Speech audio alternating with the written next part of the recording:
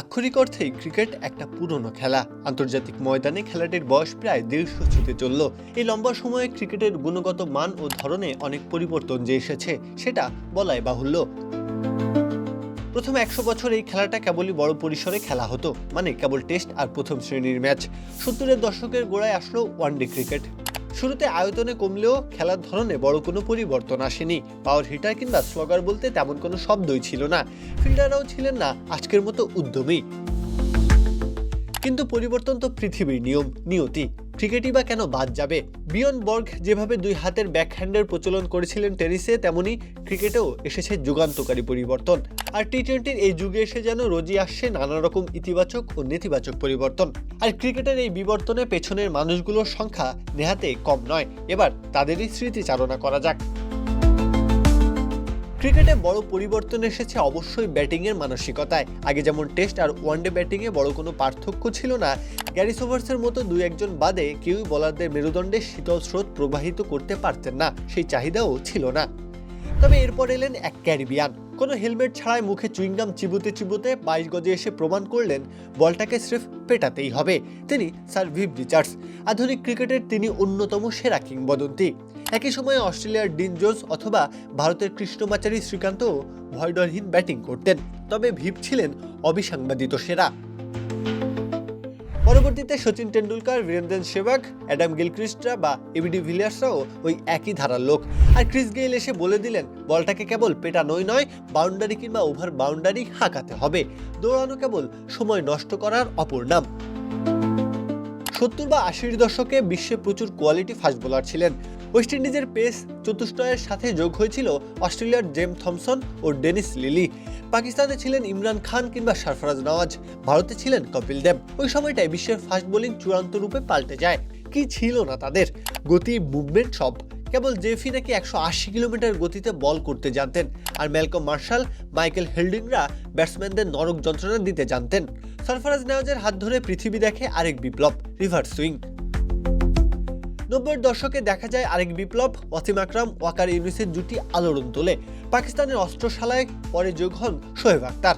অন্যদিকে অস্ট্রেলিয়ার ছিল গ্লেন ম্যাকগ্রা ও ব্রেট লি। ওয়েস্ট ইন্ডিজের ছিল কোর্টনি ওয়ালস ও কার্লি অ্যামব্রোস। ব্রেট লি নাকি শোয়েব, কে বেশি গতিতে বল করেন সে নিয়ে ওই সময় আলোচনা হতো বিস্তর। এবার আসা যাক স্পিন বোলিংয়ের প্রসঙ্গে। একটা সময় স্পিনারদের দলের অলংকার বাদে বেশি কিছু ভাবতো না দলগুলো।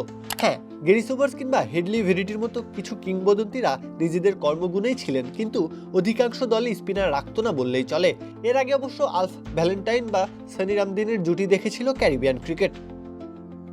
এরপর আসলো ভারতের স্পিন চতুষ্টয়। দেশের মাটিতে বটেই, বিদেশেও ভারত একই ম্যাচে একাধিক স্পিনার খেলাতে লাগলো। এরপর স্পিন বোলিংয়ে চূড়ান্ত বিকাশ হয় ভারত পাকিস্তানে আব্দুল কাদের, মুস্তাক আহমেদের পর আসেন সাকলাইন মুস্তাক। ওদিকে ভারতে ছিলেন অনিল কুম্বলে আর হরভজন সিং। 90-এ এসে লেগ স্পিন পায় শিল্পের মর্যাদা। আবার অস্ট্রেলিয়ার শেন ওয়ার্ন আর শ্রীলঙ্কার মুত্তিয়া মুরালি ধরনের লড়াইটা বেশ জমে ওঠে।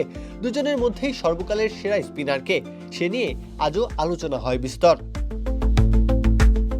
আর এখনকার ক্রিকেটে স্পিনার ছাড়া চলেই না। বিশেষ করে ফিঙ্গার স্পিনার, রহস্য স্পিনার টার্মগুলো বেশ জনপ্রিয়তা পাচ্ছে। ফ্র্যাঞ্চাইজি ক্রিকেটেও আজকাল তারা হটকেক। এমন না যে তার আগে কোনো ভালো ফিল্ডারের জন্ম হয়নি, তবে এটা ঠিক যে জন্টি রোডসের মতো নিখুঁত তাদের আর কেউ ছিলেন না। তিনি অবশ্যই ফিল্ডিংয়ের সুপারম্যান। তার ফিল্ডিং সামর্থ্যের কোনো সীমা পরিসীমা নেই। ইনজামামুল হকের বিখ্যাত সেই রান আউট আজও যেন চোখে ভাসে ক্রিকেট পিপাসুদের। পরবর্তীকালে আরও বিখ্যাত কিছু ফিল্ডারের দেখা মিলেছে। মোহাম্মদ কাইফ, যুবরাজ সিং কিংবা ফাফ ডু প্লেসিস, এবি ডিভিলিয়ার্সরা এসেছেন। তবে কেউ জন্টি রোডসকে ছুঁতে পারেননি। তবে একটা ব্যাপার ঠিক যে এখন ফিল্ডিংটা পারতেই হবে সবাইকে। খুব বেশি আগের কথা নয়, 80-র দশকে উইকেট রক্ষকের কাজ শুধু উইকেটের পেছনে দাঁড়ানোই ছিল। শেষের দিকে নেমে তিনি পারলে কিছু রান করবেন, না করলেও দোষের কিছু নেই, এই ছিল রীতি। তবে এই রীতিটা বেমালুম পাল্টে গেল 90 দশকে। রমেশ কালুভিতা রানা, নয়ন মাঙ্গিয়া বা মঈন খানরা ব্যাটিং জানতেন। তবে এর বিপ্লবটা আসে আরও পরে। সেই বিপ্লবের শীর্ষে ছিলেন অ্যাডাম গিলক্রিস্ট, কুমার সাঙ্গাকারা ও মহেন্দ্র সিং ধোনি। তারা কেবল উইকেটের পেছনেই সফল নন, উইকেটের সামনে ব্যাট হাতেও সর্বকালের সেরাদের কাতারে। এমনকি পরিপূর্ণ ব্যাটসম্যানদের একটু শিখিয়ে পড়িয়ে উইকেটের পেছনে দাঁড় করিয়ে দেওয়ার নজিরও দেখা গেছে 90-এর দশকে। রাহুল দ্রাবিড় বা এবি ডিভিলিয়ার্স এই কাজ করেছেন।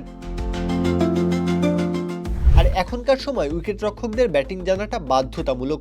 উইকেটরক্ষক একটু কাঁচা হলেও ব্যাটিংটা ভালো বলে টিকে যান অনেকেই। এর ফলে যেটা হয়েছে, নিখুঁত অলরাউন্ডারদের আজকাল আর খুব একটা দেখা যায় না। ঋদ্ধিমান সাহারা এখানে এখন কেবলই বিরল এক প্রজাতি। অলরাউন্ডার ক্রিকেটে আগেও ছিল, সেই ডব্লিউজি গ্রেসের জামানা থেকেই শুরু এই ধারণা। তাকেই চাইলে সর্বকালের সেরা অলরাউন্ডার বলা যায় কোনো সন্দেহ ছাড়াই। তবে এই ধারণার পূর্ণতা আসে 70-80 এর দশকে। তখন 4 জন অলরাউন্ডার 4টি দেশ থেকে বিশ্ব কাঁপাতেন আন্তর্জাতিক ক্রিকেটে। ভারতের কপিল দেব, পাকিস্তানের ইমরান খান, ইংল্যান্ডের ইয়ান বোথাম ও নিউজিল্যান্ডের রিচার্ড হ্যাডলি। 4 জনই ছিলেন পেস বোলিং অলরাউন্ডার। ব্যাটিং আর বোলিং দুটোই পাল্লা দিয়ে করতেন তারা। এর আগে ছিলেন স্যার গ্যারি সোবার্স, তিনি অবশ্য স্পিন বোলিং অলরাউন্ডার ছিলেন। 90-এর দশকে অবশ্য ওই 4-5 জনের মানের অলরাউন্ডার ছিলেন না। তবে Lance Klusener, Chris Warnes, Heath Streak, Daniel Vettori কিংবা ওয়াসিম আকরাম জ্বলে উঠতেন কখনো কখনো। তবে পরে এদের সবাইকে ছাড়িয়ে গিয়েছিলেন দক্ষিণ আফ্রিকার জ্যাক ক্যালিস। আর এখনকার ক্রিকেট দুনিয়ায় শুধু অলরাউন্ডারদের রাজত্ব। Jason Holder, Marcus Stoinis, Shakib Al Hasan, Ravindra Jadeja, Mohammad Nabi, Hardik Pandya, Moeen Ali, Ben Stokes, Andre Russell কিংবা কায়রন পোলার্ডরা আন্তর্জাতিক কিংবা ফ্র্যাঞ্চাইজি ক্রিকেটে সমান জনপ্রিয়। প্রত্যহ কাব্য, খেলা 71।